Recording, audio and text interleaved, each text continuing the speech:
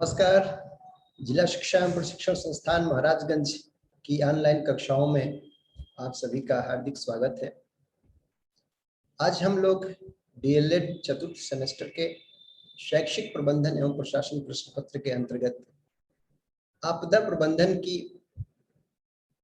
विभिन्न पहलुओं पर चर्चा करेंगे और इस बात को जानने का प्रयास करेंगे कि एक शैक्षिक संस्थान या स्कूलों के लिए वे कौन सी महत्वपूर्ण बातें हैं जो आपदा प्रबंधन के संबंध में ध्यान दी जानी चाहिए, और साथ ही साथ एक शिक्षक के रूप में आपदा प्रबंधन से संबंधित किन बातों को हम जानकर आने वाली आपदाओं से बेहतर तरीके से सामना कर सकेंगे।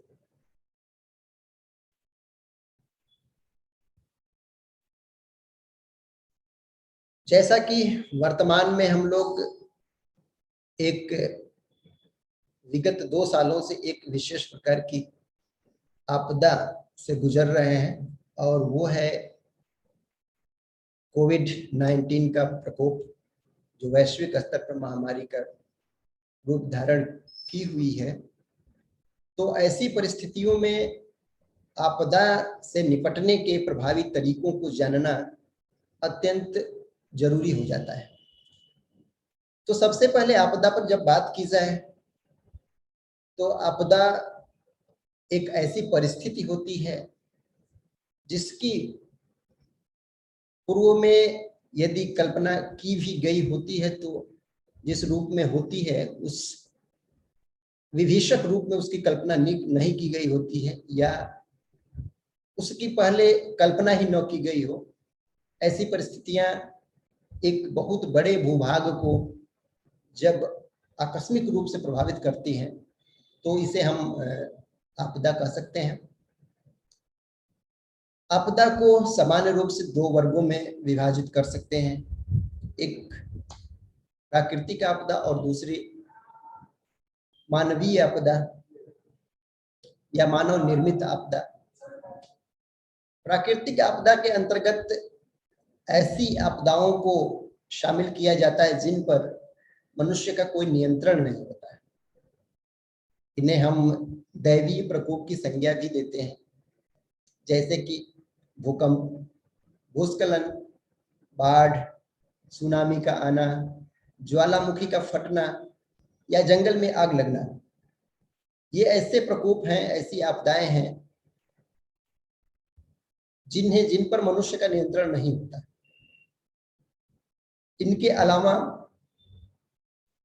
कुछ महामारियां भी हैं, जैसे प्लेग, डेंगू, चिकनगुनिया, मलेरिया और वर्तमान में कोविड-19, ब्लैक फंगस आदि। ये रोग ऐसे हैं जो एक बड़े भूभाग को बहुत ही बुरे रूप में प्रभावित करते हैं। तो ये प्राकृतिक आपदाएं हैं। और दूसरा आपदा का स्वरूप होता है मानव निर्मित आपदा। मानव निर्मित आपदाएं वे आपदाएं होती हैं, वे विषम परिस्थितियां होती हैं जिनकी उत्पत्ति के मूल में मनुष्य ही होता है, जैसे कि युद्ध द्वारा उत्पन्न विभीषिका, नाभिकीय विस्फोट, बमबारी या इस प्रकार की अन्य आपदाएं। वास्तव में ये आपदाएं मनुष्य ही अपना प्रभुत्व बढ़ाने के लिए, अपने देश की सीमा विस्तार करने के लिए या अन्य नियतों से इन्हें उत्पन्न करता है।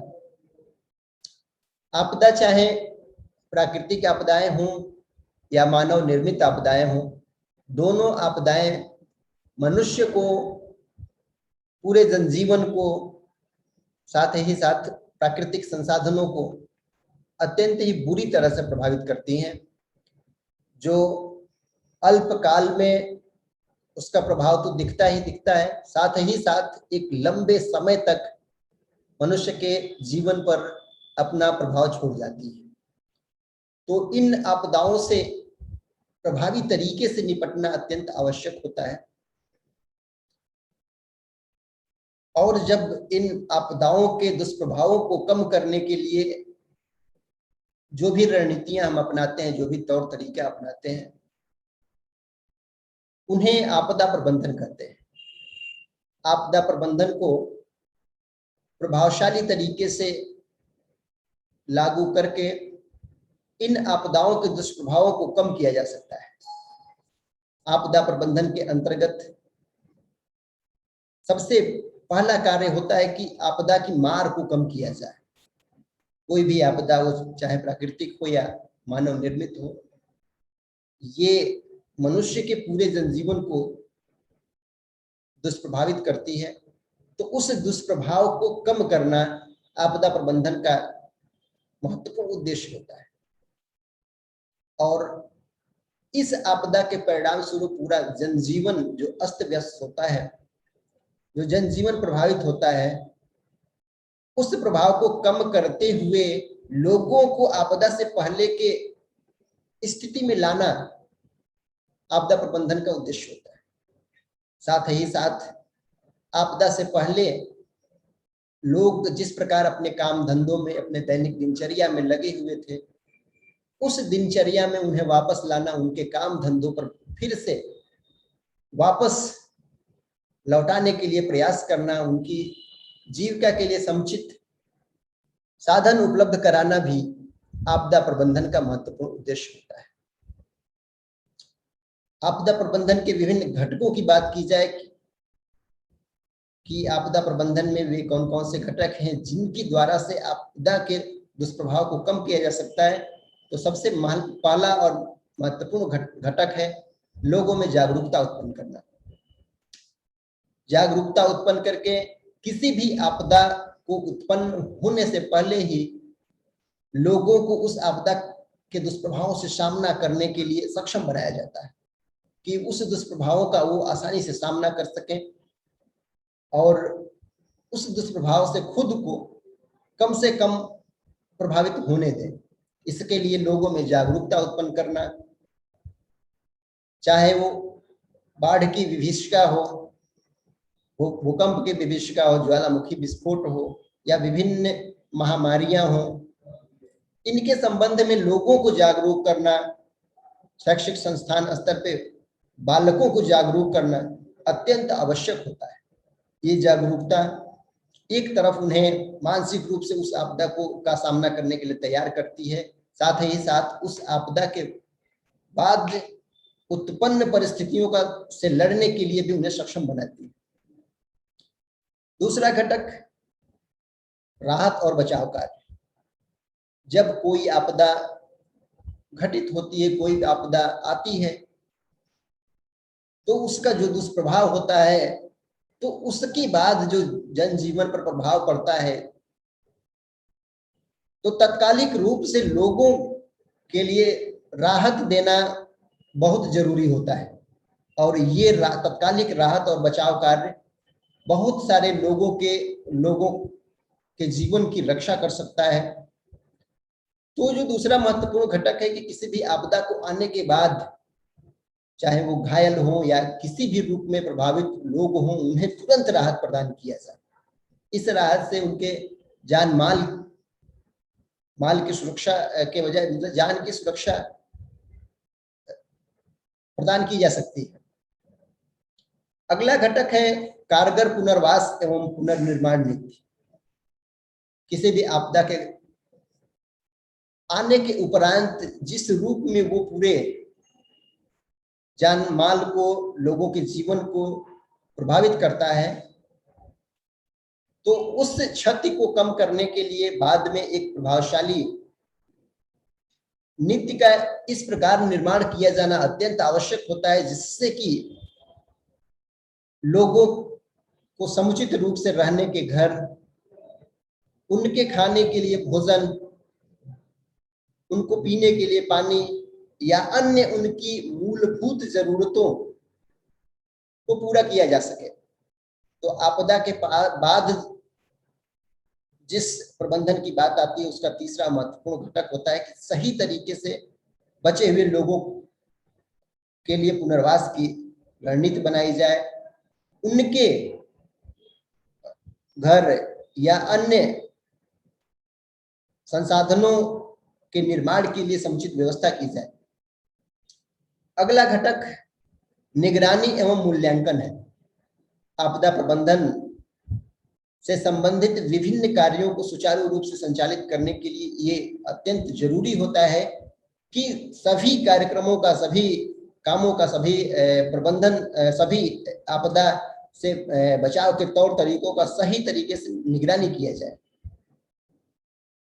जिससे कि उस आपदा से प्रभावित सभी लोगों को समुचित रूप से बचाने का प्रयास किया जा सके। सभी लोगों तक जो भी संसाधन हो, जो भी आवश्यक सामग्री जिनकी जरूरत हो, तात्कालिक रूप से उसे पहुंचाया जा सके। सभी लोगों के जान, उनके पशुओं की, उनके अन्य संसाधनों की रक्षा की जा सके। तो इसके लिए एक ऐसा निगरानी तंत्र की जरूरत होती है जो सभी संसाधनों को समुचित रूप से वितरित कर सके और साथ ही साथ इस कार्यक्रम का सही तरीके से मूल्यांकन कर सके। इस कार्यक्रम में कौन सी समस्याएं आ रही हैं, कौन सी कठिनाइयां आ रही हैं, उन कठिनाइयों, समस्याओं को जानकर उन्हें दूर करने के लिए भी तरीके अपनाए जा सके। तो ये कुछ घटक हैं जिन्हें ध्यान में रखकर आपदा प्रबंधन की रणनीतियां बनाई जाती हैं। अब आपदा प्रबंधन को बेहतर कैसे बनाया जा सकता है, इसके लिए कुछ महत्वपूर्ण सुझाव हैं। यदि इन सुझावों को अमल में लाया जाए तो आपदा प्रबंधन को और प्रभावशाली और बेहतर बनाया जा सकता है। इसमें किसी भी आपदा से निपटने के लिए सबसे पहले तो एक सुप्रशिक्षित कार्यदल होना चाहिए, एक ऐसा मानव संसाधन होना चाहिए जो उस आपदा से निपटने में प्रशिक्षित हो, और साथ ही साथ वो जो कार्यबल हो, जो वो मानव संसाधन हो, वो लोग जो उस आपदा से निपटने के लिए प्रशिक्षित हो, उन्हें आपदा स्थल पर जहां घटना हुई है उस घटना पर यथाशीघ्र पहुंचने के लिए संसाधनों की उपलब्धता होनी चाहिए। यदि ये दो बातें हैं, उपलब्ध हैं, तो तत्काल राहत प्रदान किया जा सकता है। जैसे कि हम बात करें, मुंबई में जब आतंकवादी हमला हुआ था तो उस समय हमारे सुरक्षा गार्डों को दिल्ली से पहुंचने में, मुंबई तक पहुंचने में एक लंबा समय लग गया। यदि उस समय को कम किया गया होता है, वो जो सुप्रशिक्षित कमांडो थे वो यदि स्थानीय स्तर पर ही उपलब्ध होते और अल्प समय में पहुंच गए होते, 2-3 घंटे में पहुंच गए होते, तो उस समय अधिक से अधिक जान माल की सुरक्षा की जा सकती थी। अगली बात है कि आतंकवादी हमलों से निपटने के लिए कमांडो, राष्ट्रीय सुरक्षा गार्डों की संख्या में पर्याप्त वृद्धि की जाए और साथ ही साथ उनका विकेंद्रीकरण किया जाए। विशेष प्रकार की परिस्थिति से निपटने के लिए विशेष प्रकार के प्रशिक्षित लोगों की जरूरत तो है ही, साथ ही साथ इन लोगों को स्थानीय स्तर पर उपलब्ध होना भी जरूरी है। जैसे कि अभी मैंने जिस घटना का जिक्र किया, तो उस आतंकवादी हमले से निपटने के लिए जो सुरक्षा बल आए वो दिल्ली से आए थे। यदि वो सुरक्षा बल मुंबई में ही उपलब्ध होते तो बहुत ही अल्प समय में वो घटना स्थल पर पहुंच जाते और उन परिस्थितियों को आसानी से काबू कर सकते थे। तो ये विकेंद्रीकरण भी अत्यंत महत्वपूर्ण घटक है जो इस आपदा प्रबंधन के संबंध में जिस पर विशेष रूप से ध्यान रखा जाना चाहिए। जैसे यदि बाढ़ से निपटने के लिए जो भी जिन बलों को प्रशिक्षित किया गया है, उन बलों का केंद्रीकरण, उन बलों को उन स्थानों पर रखा जाए जो जिले बाढ़ से प्रभावित होते हैं, जहां पर बाढ़ से प्रभावित होने की संभावना ज्यादा है, तो वो बहुत ही कम समय में घटनास्थल पर बाढ़ प्रभावित क्षेत्रों में तुरंत पहुंच जाए। अगला सुझाव है, नए नए प्रशिक्षण संस्थान खोले जाने चाहिए जहां आपदा प्रबंधन की नई नई तकनीकों की जानकारी मिल सके। तकनीकी प्रगति के साथ ही साथ उन लोगों को उचित रूप से प्रशिक्षित किया जाना भी अत्यंत आवश्यक है जो इन आपदाओं से सामना करते हैं।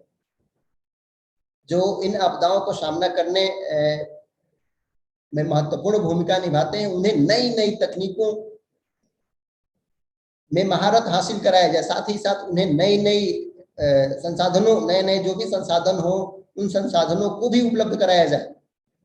और इसके लिए हम अपने राष्ट्रीय स्तर पर प्रयास तो कर ही सकते हैं, साथ ही साथ अंतर्राष्ट्रीय स्तर पर ऐसे देशों से सहयोग भी ले सकते हैं जो जिन्हें इन आपदाओं से निपटने में महारत हासिल है।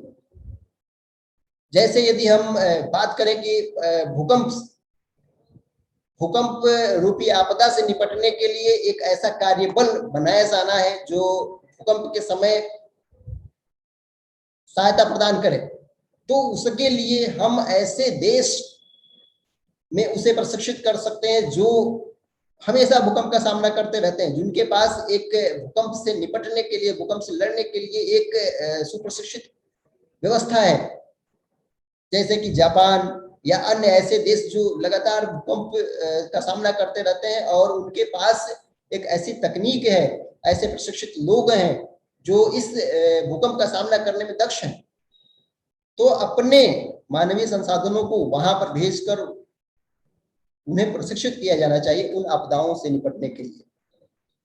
ऐसे ही अन्य आपदाओं में भी अलग अलग ऐसे देशों की सहायता ली जा सकती है जो पहले से ही उन आपदाओं को निपटने में कुशल है। बाढ़ और सुनामी की सूचना वर्तमान में जो तकनीकी प्रगति हुई है, उस तकनीकी प्रगति के परिणाम स्वरूप पहले ही मिल जाती है। सैटेलाइट द्वारा बहुत सारी सूचनाएं हमको पहले ही मिल जाती है। अब यदि सूचना मिल जाती है तो सूचना मिलने के बाद का जो काम होता है कि प्रशिक्षित जो भी दल है, प्रशिक्षित जो भी बचाव दल है, वो उस घटना स्थल पे या पर जो भी क्षेत्र प्रभावित होने वाला है उस क्षेत्र में यथाशीघ्र उनको पहुंचाया जाए और वहां के लोगों को सुरक्षित स्थानों पर तत्काल भेजने के लिए युद्ध स्तर पर कार्य किए जाए। यदि ये कार्य किया जाए तो उससे जो होने वाली हानियां हैं उसे कम किया जा सकता है। सामग्री के संकलन और उचित वितरण में समन्वय स्थापित करने के लिए उचित योजना बनाया जाना चाहिए। जब भी कोई आपदा आती है तो उस आपदा से निपटने के लिए, वो आपदा भले ही भारत के किसी विशेष क्षेत्र को प्रभावित करती है, पूरा भारतवर्ष के लोग एकजुट हो जाते हैं और हर राज्यों से, हर क्षेत्रों से, यहाँ तक कि अंतर्राष्ट्रीय स्तर पर भी उस आपदा से निपटने के लिए बहुत सारी राहत सामग्रियां भेजी जाती हैं। राहत सामग्रियों को सही तरीके से एकत्रित किया जाए, उनका जहां जरूरत है, जो जरूरतमंद लोग हैं उन तक सही तरीके से वितरण सुनिश्चित किया जाए। इसके लिए भी एक बेहतर सिस्टम बनाया जाना अत्यंत आवश्यक होता है। यदि बेहतर सिस्टम नहीं होगा इनके वितरण के लिए तो वो राहत सामग्रियां वेस्ट होंगी, उनका अपव्यय होगा और बहुत सारे लोग ऐसे होंगे जो उन्हीं राहत सामग्रियों की वजह से वो खतरे में होंगे।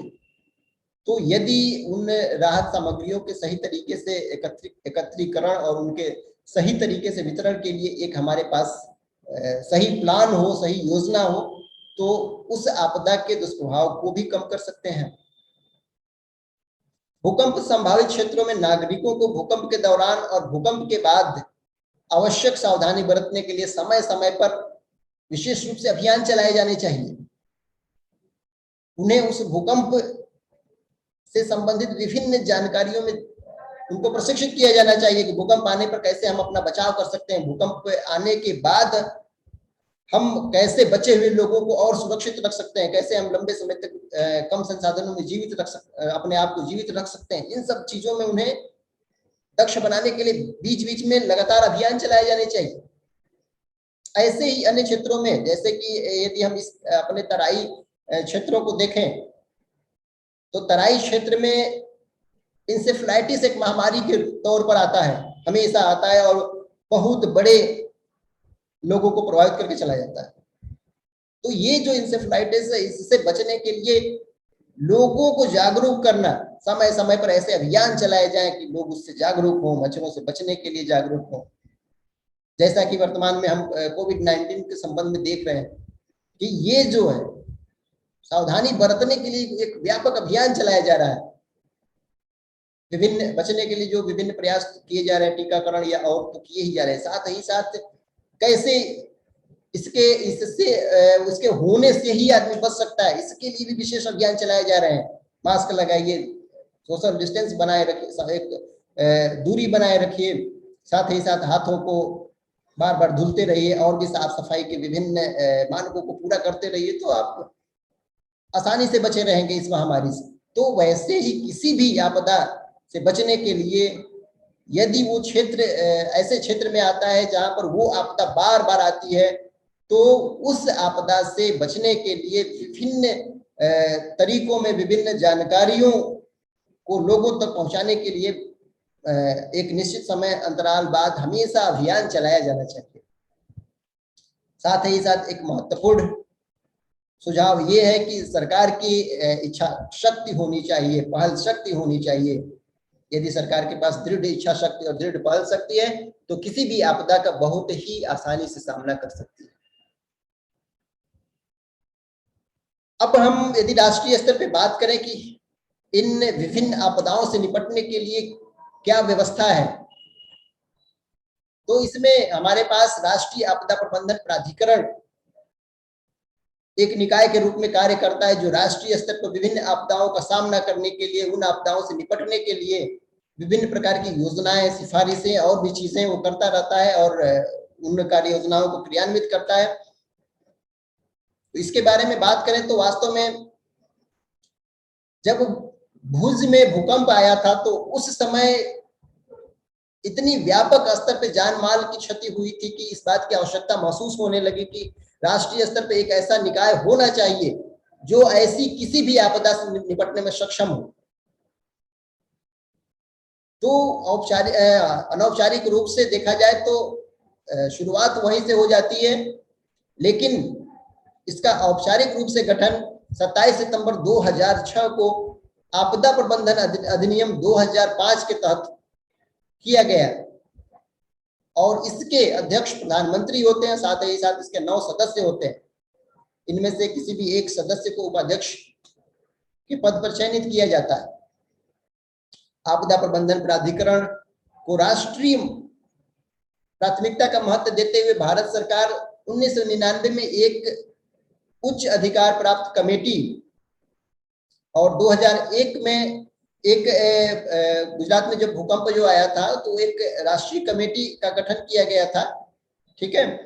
और उस समय जो राष्ट्रीय कमेटी आपदा प्रबंधन के संबंध में गठित की गई थी तो उसने कुछ सिफारिश की, ठीक है, और उन सिफारिशों के आधार पर ही इसका ये आपदा प्रबंधन अधिनियम पारित किया गया और इस आपदा प्रबंधन अधिनियम में इस राष्ट्रीय आपदा प्रबंधन प्राधिकरण के गठन की बात की गई, उसके पूरी प्रशासनिक संरचना के बारे में बात की गई, उसके अधिकार कार्य क्षेत्र के बारे में बात किया गया, ठीक है।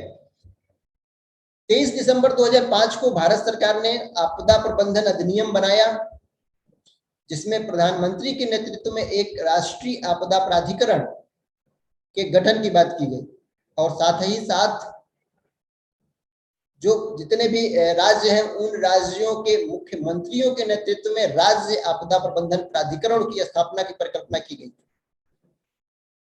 जो किसी भी आपदा से निपटने और उन आपदा प्रबंधन का नेतृत्व करने और उसके प्रति एक एकीकृत समग्र दृष्टिकोण कार्यान्वित हेतु मुख्य रूप से जिम्मेदार होंगे। अब इसके उत्तरदायित्व कार्यों के बारे में बात की जाए तो राष्ट्रीय आपदा प्रबंधन प्राधिकरण जो है वो वास्तव में राष्ट्रीय आपदा प्रबंधन योजना को स्वीकृति देता है, आपदा प्रबंधन हेतु विभिन्न प्रकार की नीतियों का निर्माण करता है।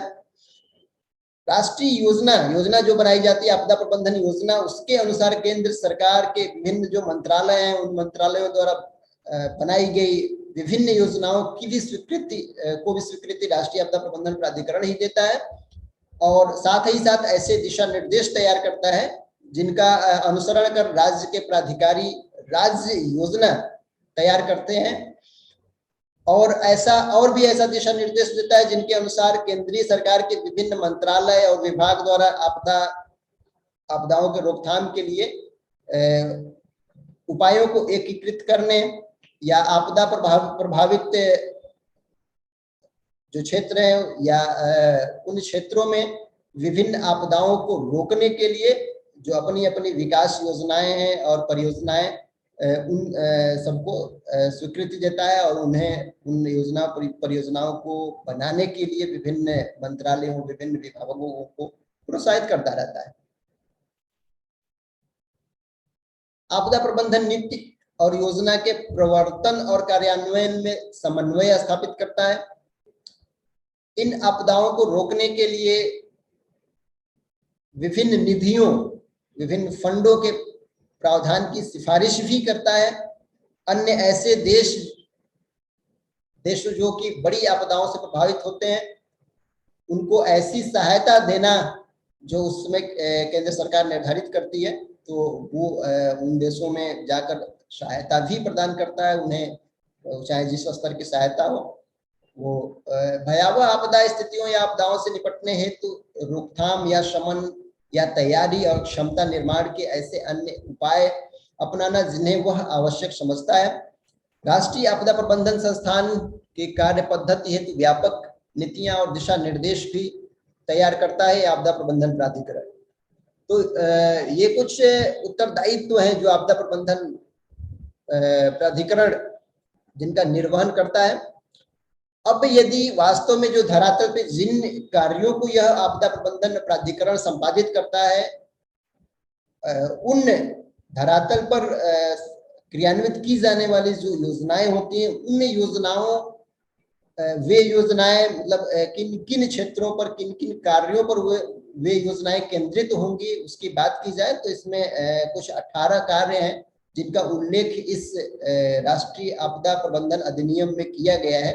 ठीक है, इसमें पहला कार्य पूर्व चेतावनी मानचित्र उपग्रह इनपुट सूचना प्रसार, यानी कि जो कुछ भी यह प्राधिकरण जो योजना बनाएगा उसमें एक महत्वपूर्ण कार्य होगा कि पहले से ऐसे क्षेत्र जहां पर ऐसी आपदाएं हैं जिनके संबंध में पहले से भविष्यवाणी की जा सके, पहले से ही उनका प्रेडिक्शन किया जा सके, तो उन प्रेडिक्शन के आधार पर लोगों को पहले से चेतावनी दिया जाए, लोगों को जो उपग्रहों द्वारा मानचित्र उपलब्ध कराए जा रहे हैं उन्हें लोगों को शेयर किया जाए। ठीक है, साथ ही साथ लोगों को राहत प्रदान करने के लिए कार्य तो किए ही जाते हैं, लेकिन लोगों के साथ ही साथ उनके पशुओं को भी उस प्रभावित जो हिस्सा प्रभावित होने वाला है उस हिस्से से हटाया जाए। ऐसे लोग जो उस क्षेत्र में इन सूचनाओं को प्राप्त करने में असमर्थ होते हैं, नहीं जान पाते हैं और वो नहीं हट पाते हैं, उनको ढूंढा जाए और उनको बचाने का प्रयास किया जाए। ऐसे लोग जो उस क्षेत्र में फंस गए हैं, उन आपदाओं में फंस गए हैं, उनको ढूंढा जाए, उनको बचाने के लिए अधिक से अधिक प्रयास किया जाए। इन आपदाओं के आने पर वहाँ की सभी व्यवस्थाएं छिन्न भिन्न हो जाती हैं और उसमें विशेषकर स्वास्थ्य सेवाएं इन्हें सुदृढ़ बनाना अत्यंत आवश्यक होता है, क्योंकि ऐसे लोग जो घायल होते हैं या उस आपदा से प्रभावित होते हैं उनके लिए अत्यंत जरूरी होता है कि तत्काल स्वास्थ्य सुविधाएं उपलब्ध कराई जाए जिससे कि उनकी जान को सुरक्षित किया जा सके।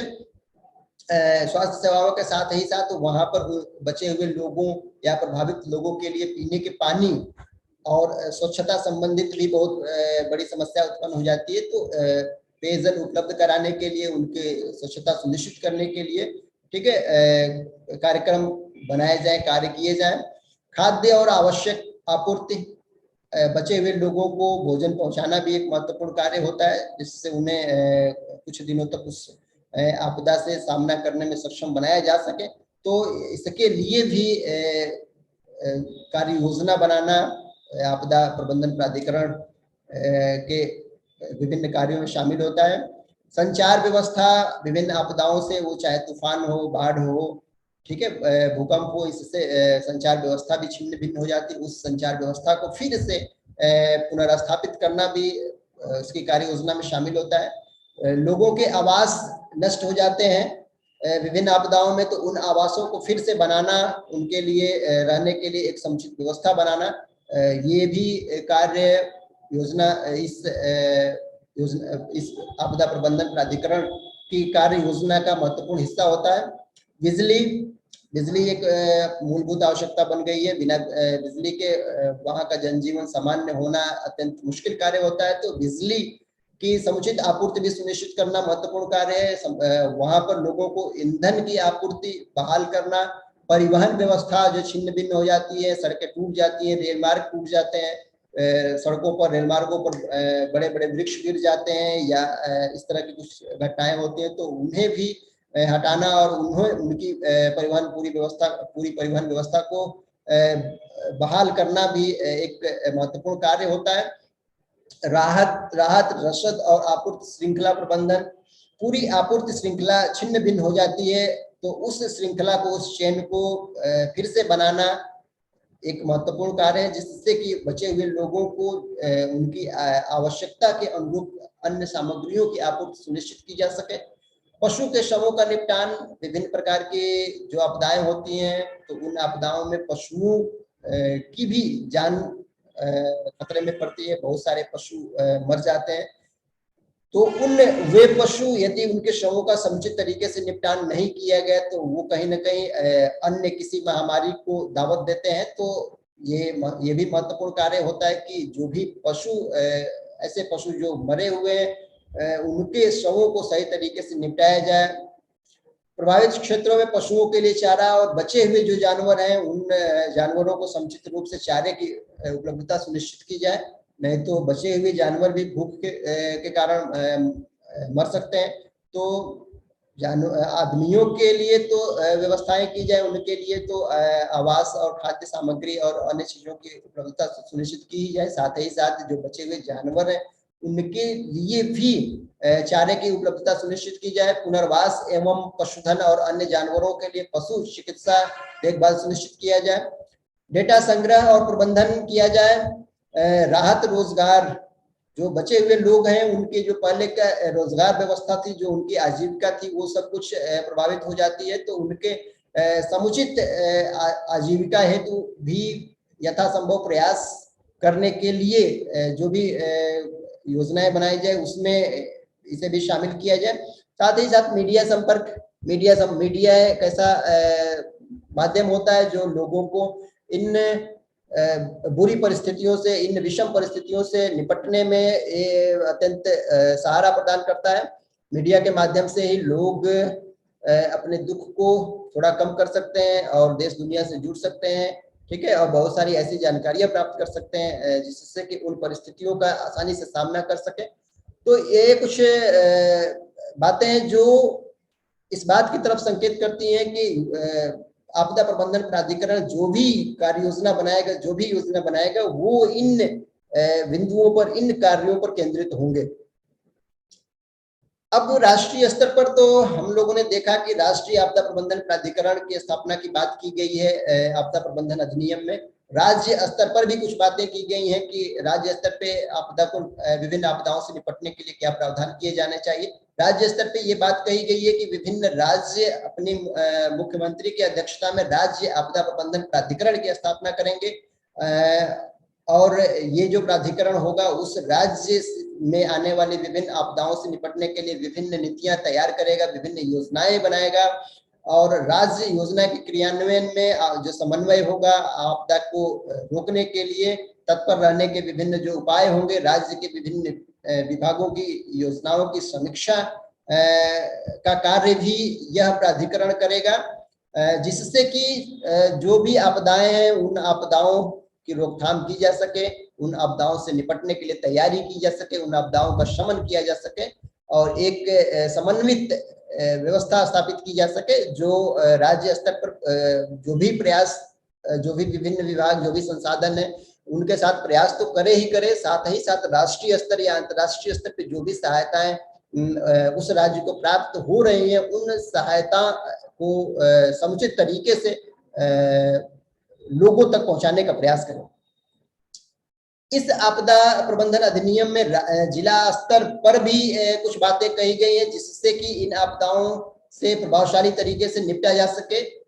इस अधिनियम में ये कहा गया है कि जिले स्तर पर जिला आपदा प्रबंधन प्राधिकरण की स्थापना की जाएगी और